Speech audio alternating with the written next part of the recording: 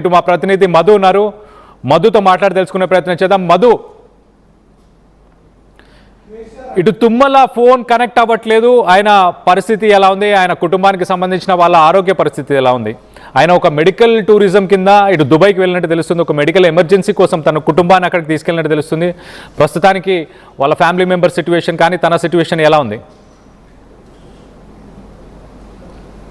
రీసెంట్గా జరిగినటువంటి రాష్ట్ర క్యాబినెట్ సమావేశానికి కూడా మంత్రి తుమ్మల నాగేశ్వరరావు మొన్న జరిగినటువంటి 23 తారీఖు జరిగినటువంటి క్యాబినెట్ సమావేశానికి కూడా తుమ్మల నాగేశ్వరరావు హాజరు కాలేదు.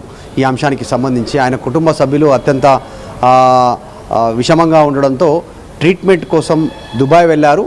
ఆ రోజు రాష్ట్ర క్యాబినెట్ జరుగుతున్న సమయంలో కూడా ఆయన అక్కడే ఉన్నారు. తర్వాత వచ్చి వెళ్ళారా లేదనేటువంటి ఇంకా పూర్తి వివరాలు తెలియలేదు. ప్రస్తుతం తుమ్మల ఇరాన్ పైన జరుగుతున్నటువంటి యుద్ధానికి సంబంధించి మొత్తం ఎయిర్ బేస్లన్నీ కూడా క్లోజ్ చేశారు. ఎయిర్పోర్ట్లన్నీ కూడా నో ఫ్లయింగ్ జోన్గా ప్రకటించడంతో అక్కడే చిక్కుకుపోయినటువంటి పరిస్థితి. రాష్ట్ర వ్యవసాయ శాఖ మంత్రి తుమ్మలనే కాదు, పివి సింధు, తర్వాత ఇంకా కొంతమంది సెలబ్రిటీస్, ఇంకా కొంతమంది వెకేషన్స్కి వెళ్ళినటువంటి వాళ్ళు, ఇట్లా చాలామంది అక్కడ జాబ్స్ కోసం వెళ్ళినటువంటి వాళ్ళు, అక్కడ